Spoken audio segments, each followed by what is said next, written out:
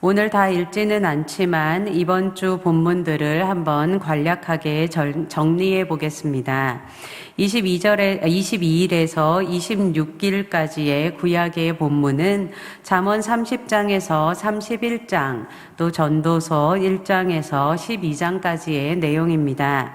잠언 30장은 순전한 하나님의 말씀에 어떤 것도 더하지 말라는 경고와 헛된 말과 거짓말을 멀리하고 주기도문과 같이 일용할 양식을 강구하라고 가르치고 일상을 살아가는 지혜를 알려주고, 31장은 어머니가 왕인 아들에게 주는 가르침으로 술을 멀리하고 공의의 재판을 할 것과 현숙한 아내, 곧 오직 여호와를 경외하는 아내를 얻을 것을 가르칩니다. 이어지는 전도서는 솔로몬이 노년에 쓴 것으로 여겨지는데요. 죽을 수밖에 없는 해 아래 인생의 절대 허물을 말하며, 해 아래 인생은 허무할 수밖에 없지만 해 위에 하나님과의 관계 안에서 이 절대 허물을 극복할 길을 찾을 수 있다는 것을 가르쳐 줍니다. 이것을 염두에 두고 전도서를 읽어가시면 좋을 것 같습니다.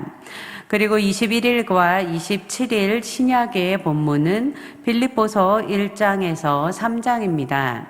1장과 2장에서 바울은 빌립보 교회에 인사를 전하고 하나님께 감사 기도를 하고 나서 복음 전파로 말미암아 감옥에 갇히게 된 것과, 그럼에도 불구하고 복음 전파에 대한 기쁨을 전하고 성도들에게 복음에 합당한 생활을 하라고 권면하며 하나됨을 이루고 겸손하며 겸손과 희생의 본이신 그리스도를 본받고 말씀에 순종하라고 가르쳤습니다.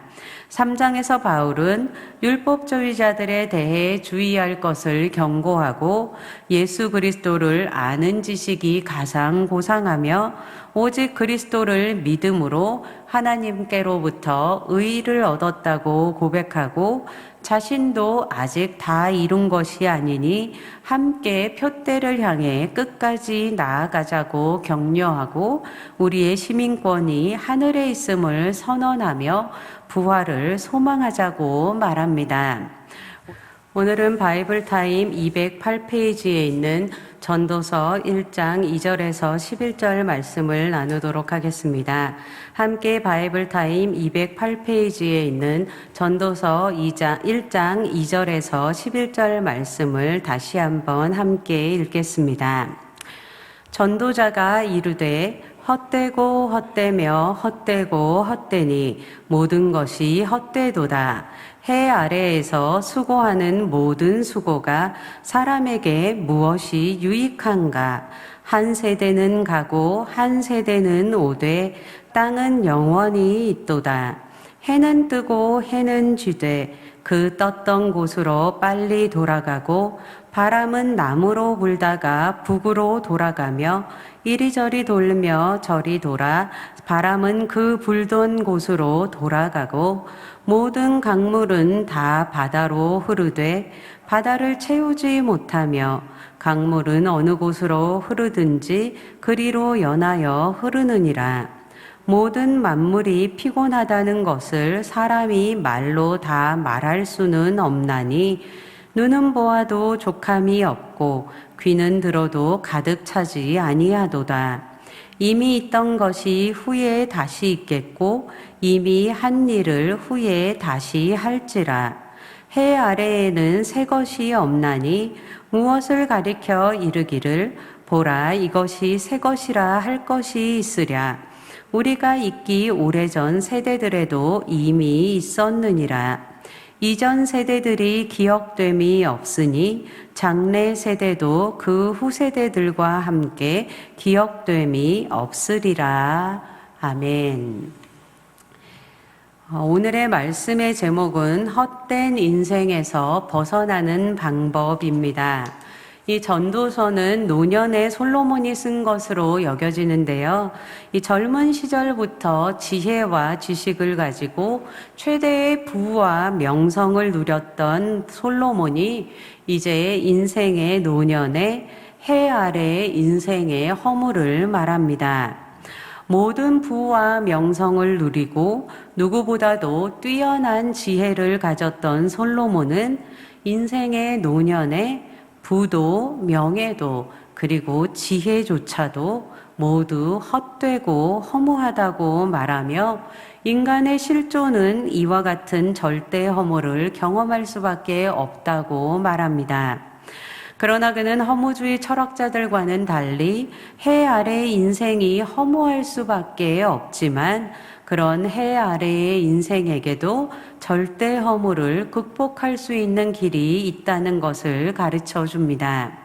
오늘의 본문 전도서 1장 2절에서 11절 말씀은 해 아래의 인생이 절대 허물을 경험할 수밖에 없다는 것을 4가지 예를 들어서 설명하는데요.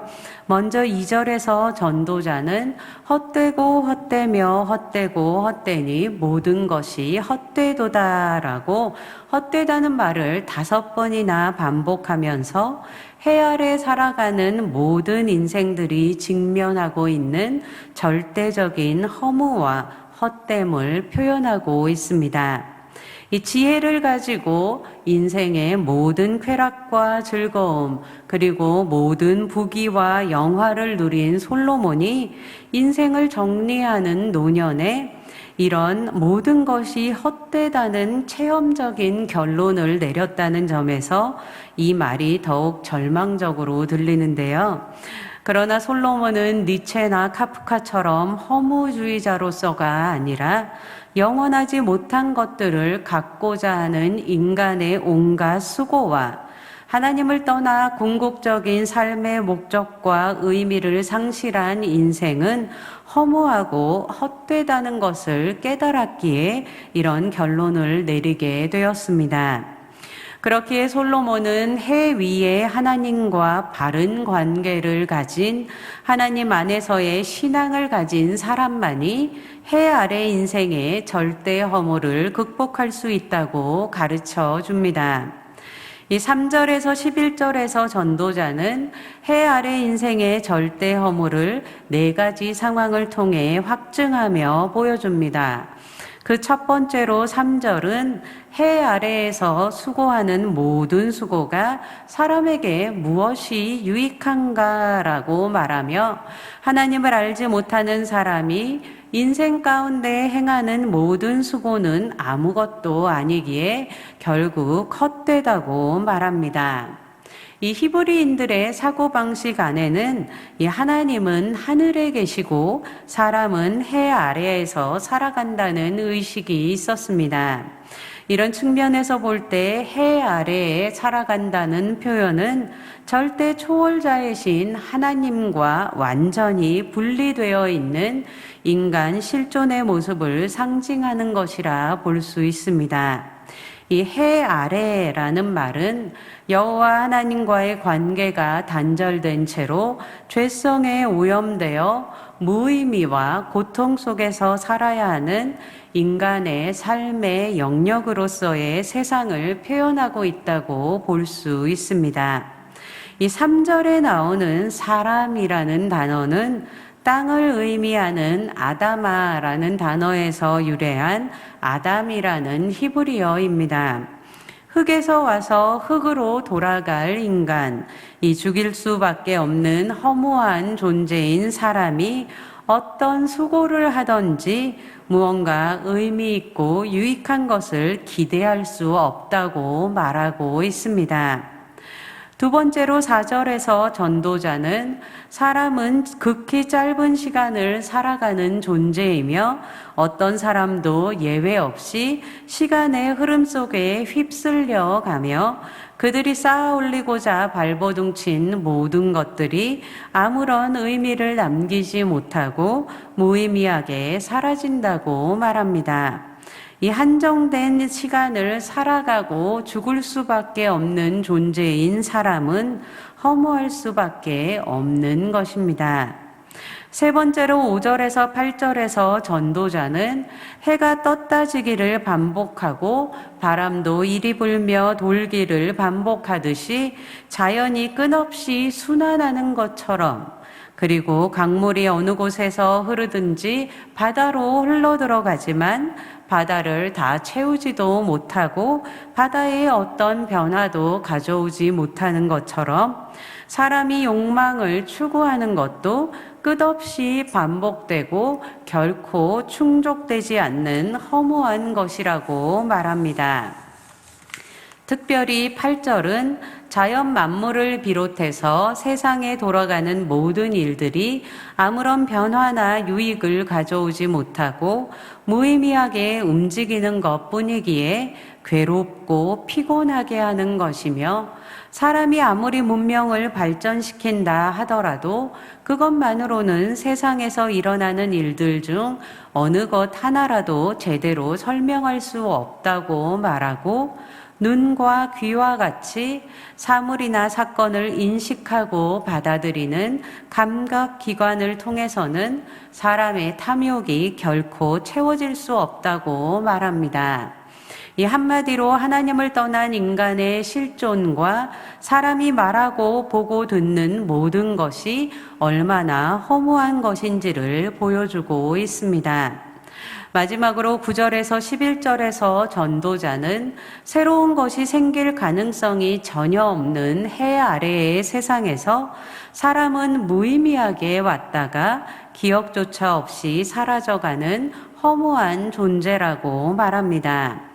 또한 미래는 과거의 단순한 반복이며 전혀 새로울 것이 없다고 말합니다. 그렇기에 해 아래의 인생은 허무할 수밖에 없다는 것입니다. 그런데 여기서 미래가 과거의 반복이라는 명제는 현재와 미래의 무의미함을 알고 자조하는 것으로 끝나는 것이 아니라 하나님 안에서 주어지는 허무의 극복이라는 긍정적인 명제로 나아가기 위한 현실 인식입니다. 실제로 성경은 시편에서 말하는 새 노래나 예레미야서에서 말하는 새 언약, 그리고 이사야서에서 말하는 새 일과 같은 표현을 통해 새로운 것을 추구할 것을 권면하고 있습니다.